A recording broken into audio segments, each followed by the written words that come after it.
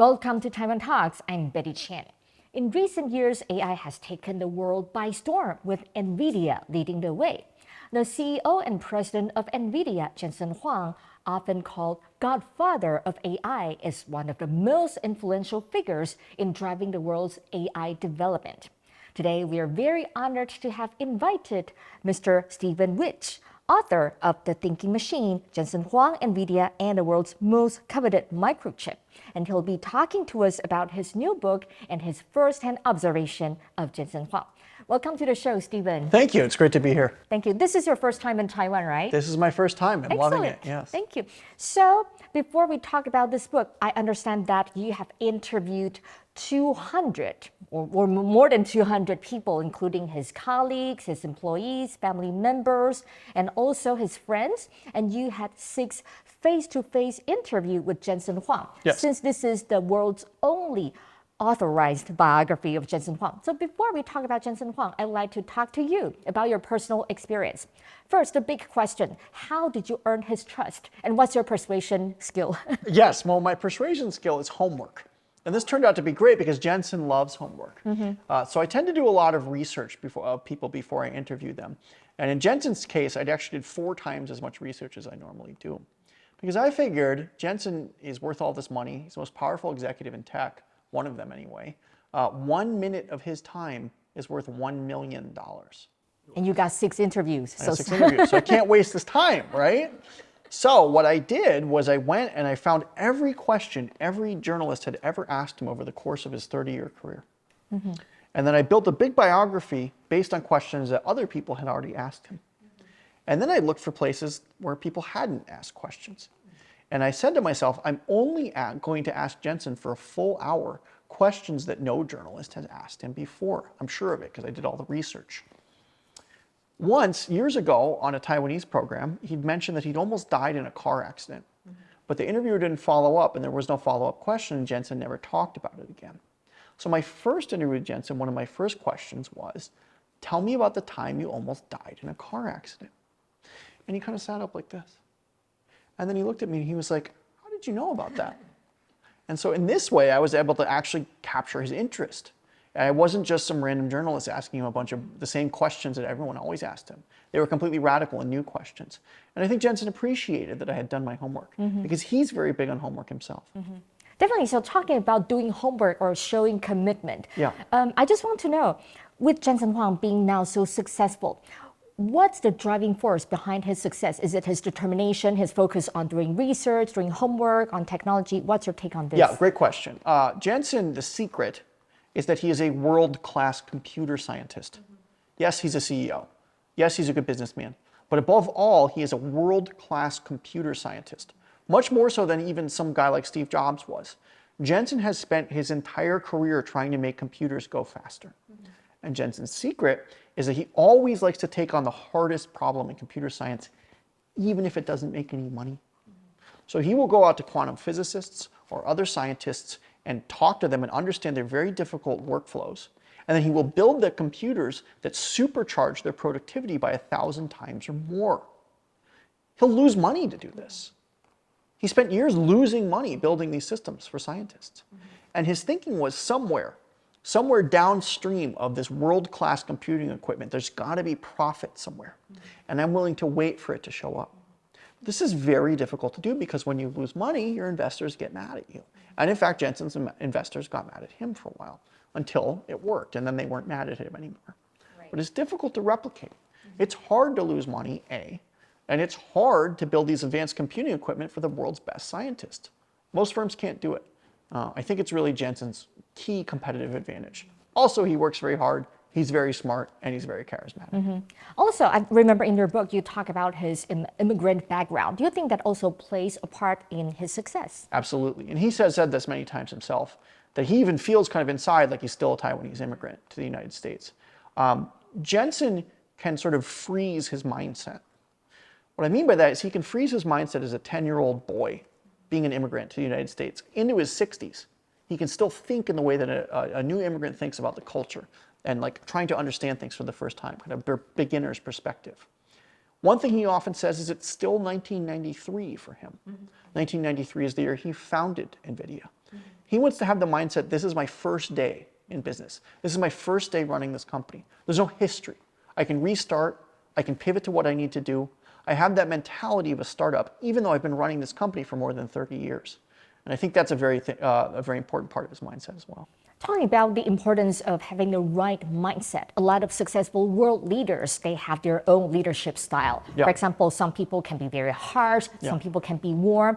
And in your book, you describe Jensen as kind of elusive, meaning he has a mixture of personalities. Yes. Sometimes he can be warm, he can be generous, but at times he shouts at his employees and he can show his explosive anger. Tell us a bit more about his leadership style. Yes, so Jensen kind of leads by a combination of love and fear. His employees are absolutely dedicated to him. They love him. Now, this is partly because they're all very rich now. He made them all very rich. But even before that happened, people were willing to follow Jensen because he had a great vision for computers, but also because he had a great personal touch. He's very warm. And every person I talked to who worked at Nvidia had a story of a time that Jensen kind of singled them out for praise and made them feel so valued and so warm.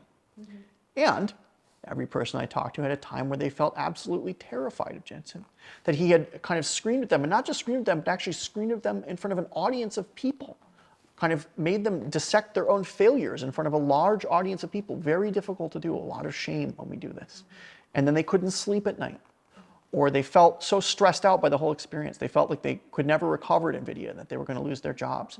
And so everyone I talked to had both of those experiences at least once in their career. And so Jensen's leadership style is both of those things. He is very warm. He's very funny. He's very charismatic. But he can also be very quick to anger, and he will let you know if you're doing something that displeases him. One executive I talked to compared it to maybe like a sports coach. Like the coach of the basketball team, the coach of the sports team, yeah, you love them and you'll follow them, but if you screw up, you will absolutely get screamed at. And I think it's very similar with Jensen as well. Talking about the leadership style of a combination of love and fear, I know that you have spoken to a lot of NVIDIA employees, and compared to other leaders, Jensen rarely fires people, but instead he would like to have his employees to be able to build a lifelong career at NVIDIA. Yeah. So he would be talking to his employees if he or she is trying to leave. So in your view, what's the real attraction for people to stay in NVIDIA? Not just the money, but well, the money is a huge part of it. Money is very important. Don't get me wrong, but, right. Yeah. And is it because of Jensen Huang himself, or is it because of the company's vision and culture? I think it's both. I think people want to follow Jensen. So in fact, Jensen recruited the chairman of the computer science department at Stanford to come work for NVIDIA when the stock price was down, way before it ran up. And this guy could have gone anywhere. He could have any job in computing, and he went to work for NVIDIA, which at the time was a relatively small firm without a very good track record or reputation. His name is Bill Dolly. And Bill Dolly told me, you just want to follow Jensen wherever he goes. That's the chairman of the Stanford Computer Science Department. He wants to follow Jensen wherever he's going to lead. So that's kind of special. That's kind of extraordinary. And I think a lot of the employees feel that way. So what's the appeal? Well, Jensen will find what you're good at, what you want to spend your life doing, your life's work, and push you in that direction. In fact, when he was here selling the supercomputers way before AI, he used to make computers for quantum physicists. And one of those quantum physicists was here at National Taiwan University. And that guy built a jerry-rigged supercomputer out of old gaming cards, and he kept it cool with a bunch of desk fans, oscillating desk fans. And that guy turned to Jensen and said, thank you for letting me do my life's work. What Jensen wants to do is enable people to do their life's work, to build computers that can handle the hardest technical challenges or the hardest gaming challenges or the hardest even artistic challenges for the animators and unlock that ability to do their life's work. I think within NVIDIA, he wants to do that too, and he wants people to make them feel like they really belong there. They've spent their career doing something meaningful, that they've accomplished something.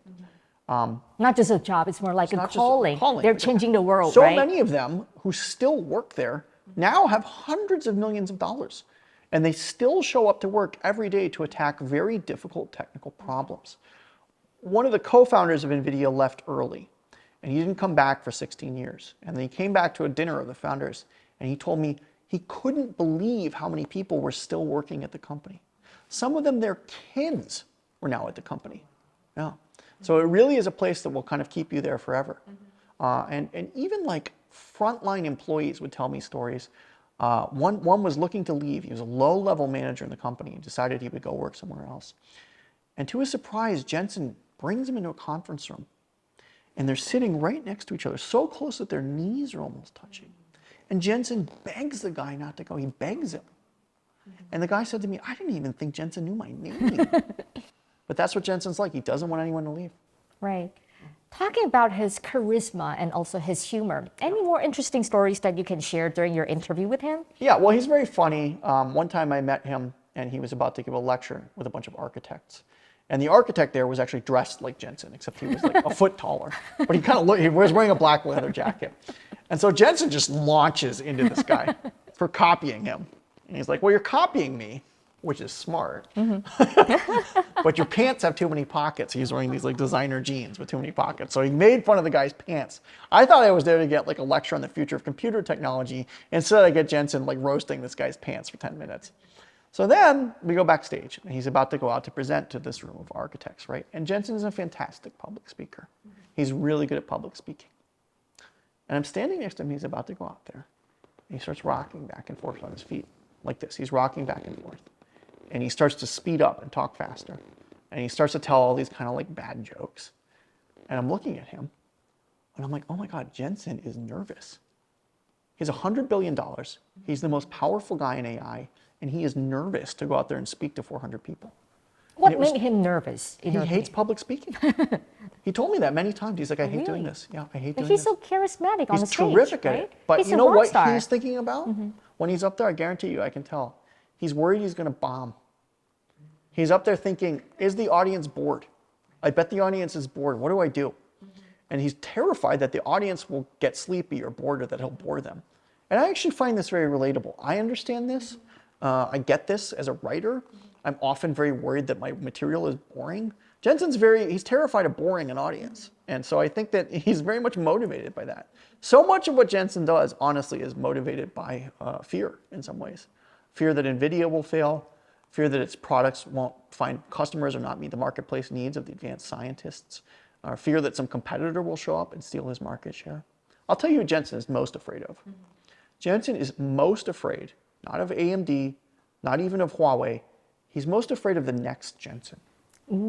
He's most afraid of some 30-year-old computer scientist who's going to start a big startup firm that's going to come up and raid Nvidia just like he raided Silicon Graphics and later Intel. That's what he's most scared of, and he's constantly looking over his shoulder, seeing if that person's about Any to appear. prominent figures for now that may be the next Jensen? Boy, I can't think of anyone. Remember, if you asked me in the 90s or even the 2000s, I wouldn't have identified Jensen as one of the great business leaders of our time. It didn't look that way. Maybe there will be someone else out of nowhere, right? For most of Jensen's career, Nvidia did not have a good reputation. Nvidia did not really take off until after Jensen was 50 years old, and he'd been running the company for 20 years. So that's pretty unusual. Really, it took him a long time to find those advanced customers he was looking for. In a certain sense, they were lucky that AI showed up. I mean, they were serving the needs of all these scientists, but that wasn't paying the bills. They needed a customer like AI, and they got lucky to some extent. Even Jensen will admit he got a little bit lucky. You said that Jensen is more like a late bloomer because he's a sex king at his 50s. Yeah. And during your time when you wrote this book, we can see that the stock prices of Nvidia almost increased by twofold. So now it's almost on par with Apple. So during this period of time, have you observed any changes in Jensen? Oh, I'm so rich. I'm a rock star. Yeah. Any big changes? Yeah, well, yeah, a lot. A lot. First of all, Jensen is not a late boomer. When he was 38, he was the CEO of an S&P 500 company. He was one of the youngest CEOs in the entire index. So in fact, what happened was he succeeded very early, and then his career kind of stalled for 20 years. And then he picked it back up again 20 years later. So Jensen was actually kind of a technology star when he was young. Very similar, in fact, to maybe someone like Sam Altman. And then there was a long period where it didn't seem like he was going anywhere. And then he had a second act in his career where he really resurrected it. Now, we know what the biggest change is. If you go and look in the past, Jensen did not dress very well. He'd wear a suit, it was too big, not a great dresser. Sometime in the mid to late 2000s, he started to dress a little better. And then somewhere around 2013 or 2014, just as he was pivoting to AI, he put on the iconic leather jacket. Now, I have heard from him that his wife actually is the one who picks out most of his clothes. His daughter also worked at Louis Vuitton at that time, and I think she had a big influence on him. But Jensen's not Steve Jobs. He's not just going to go put on one iconic outfit. He's an engineer. He's going to A/B test his outfit. He's going to try on different pieces of clothing and see if they work with what he's trying to do. So even if you watch him now, he's kind of constantly swapping in and out of leather jackets and different outfits. I mean, there's kind of a base look, but he'll experiment with it to try and make it better or more suited to the needs of the moment. At CES this year, the conference in Las Vegas, he actually wore a snakeskin leather jacket. But he bombed on stage that time. It wasn't one of his better performances. I think the snakeskin leather jacket's going back in the closet. Do you think that the choice of a black leather jacket, is it more for like personal style, or do you think that he's trying to build an image? He's definitely trying to build an image. When he was the video game guy, he didn't have to dress cool. He was serving video games, right?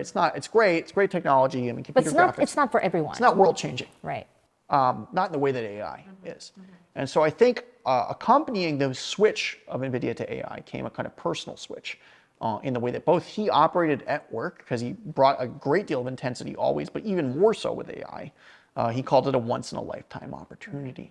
So I think really you could say for Jensen, his career begins at 50. The things that he'll really be known for, the things that will really put him in the history books, they all happened after he was 50 years old.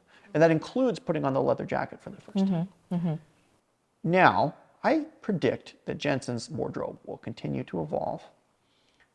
In the book, you just mentioned that he bought the same T-shirt, like 24 Oh, yeah, of the them. Thomas Burberry T-shirt. Right, Yeah. right. Yeah, What about that? Tell us a bit more about that. So I had just noticed that he was always wearing the same T-shirt every time I interviewed him. And I was like, do you just have one T-shirt? And he was like, well, I have 24 copies. That's kind of like Steve Jobs, right? The same. That is more like Steve Jobs. But I think what that is about is Jensen has no free time.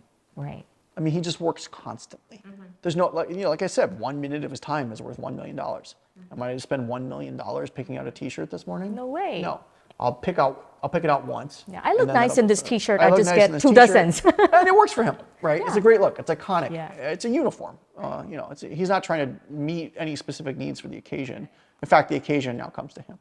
So now let's switch our focus from fashion to AI. Okay. In your book, you mentioned that you observed some similarities and differences between Elon Musk, another big rock star in the tech world, and Jensen Huang. Yeah. You said that Musk is more like pessimistic about the future of AI, saying that it may pose an existential threat and that may be leading to the downfall of humanity. However, Jensen, when being asked about this question, he said the risk of AI leading to the end of the world will be 0. Yeah. And he is very confident about that. And he said this is even a very stupid question. Yes. Where does his confidence come from, in your opinion? I think that he understands the technology extremely well. The risk with AI, as I perceive it, or as people have discussed it, is not that it gets too smart. It's that somehow, either on purpose or maybe inadvertently, we accidentally introduce some kind of survival instinct into the machine. So if the machine has a desire not to die, or the machine has some desire to consume a large amount of resources and we can't turn it off, that creates a risk for us as humans, because the machine may soon be smarter than us. Jensen does not think that will happen. He does not understand, in terms of technological first principles, how the machine will develop a survival instinct. He thinks it cannot happen. And so his confidence comes from a kind of deep and intimate knowledge of the circuitry and the low-level mathematics that make it work. He just does not see that happening. Now, I will say other technologists, including very sophisticated technologists like Geoffrey Hinton, do see that risk. And Geoffrey Hinton has seen very far into the future before. He was the architect of many of the neural network systems that we have today. And so he's quite worried. This created a challenge for me in writing this book, because both of these people are smarter than me. And they don't agree. Right. And we don't have the answers right now, we don't have the answers. I personally, I think probably the risk is there, but Jensen does not think so. He thinks that this is good. He thinks, we have this conversation every time. We had this conversation about whether or not electricity was good, whether or not agriculture was good. All of these things dramatically make our lives better. They provide all sorts of useful goods for us. They make us live longer. They make us more prosperous. And what's the argument? He just doesn't even understand the argument, I think. And he's not willing to cede any ground to the people who are worried. Almost at the end of the book, you talk about your final face-to-face interview with Jensen, and you ask similar questions, maybe just like what we have talked about. He lashed out at you. Yeah. What triggered the reaction? I'm not sure, but I think a few things. First, he was exhausted. It was like his 15th interview that week. He'd been hosting a big technology conference, and by the end of it, he was just kind of like done with talking to journalists. But I had also asked him that question many times before in different ways, and I wasn't letting up. I think also he thought I was wasting his time.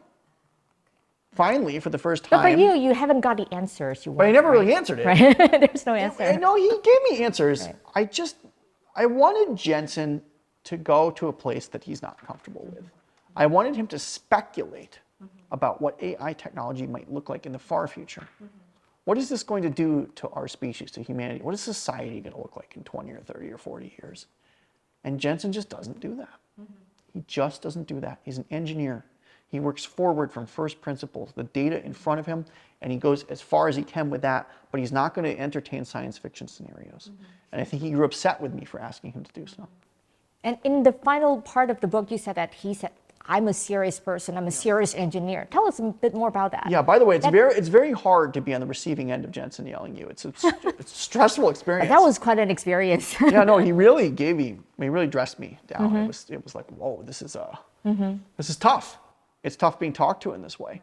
He said, I'm a serious guy. This is a serious company. This is not Star Trek that we're building over here.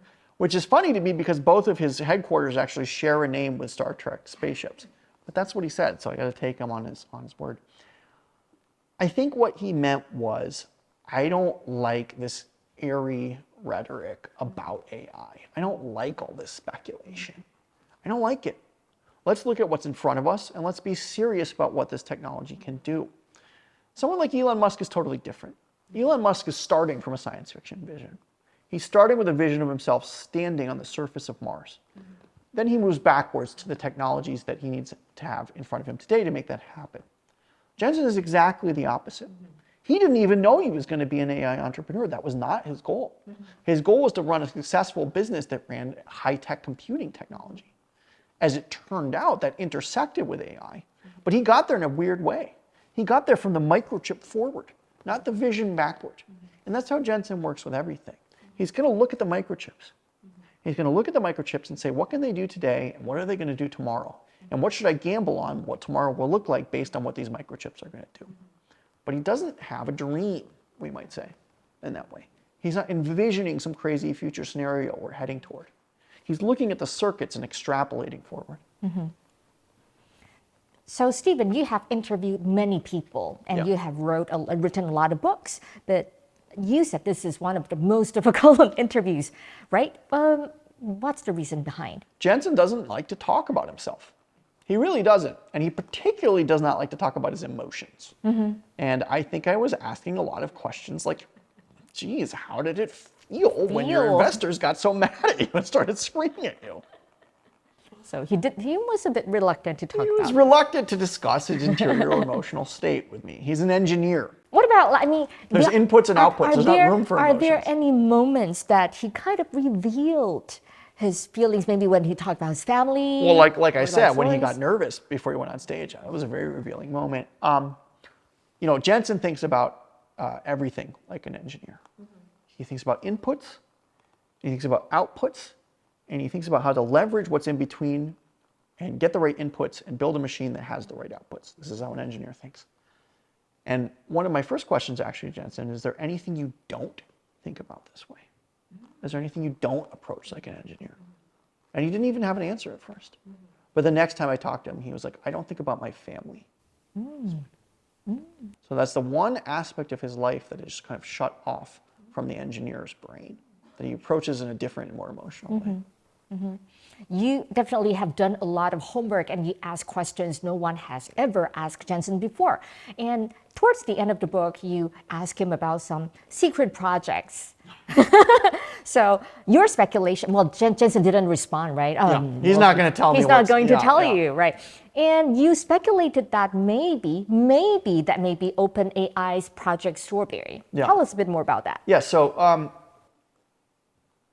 Essentially, Nvidia has conquered computation. They have conquered arithmetic. They do simple additions so fast that it's like blinding, right? It's like fast as they could possibly almost seem to be done. The next phase of that is to move beyond arithmetic, to move beyond calculation and into the realm of mathematical reasoning, solving logical proofs of mathematics. And so what Project Strawberry is, and similar systems that we see rising today, basically you press a button and the machine starts proving out mathematical theorems. And so suddenly we expand the domain of mathematics much more rapidly than humans can. Presumably, this is all sorts of like follow-on effects for physics, for science, and for really any kind of scientific or human endeavor, because mathematics forms the basis of all of these fields.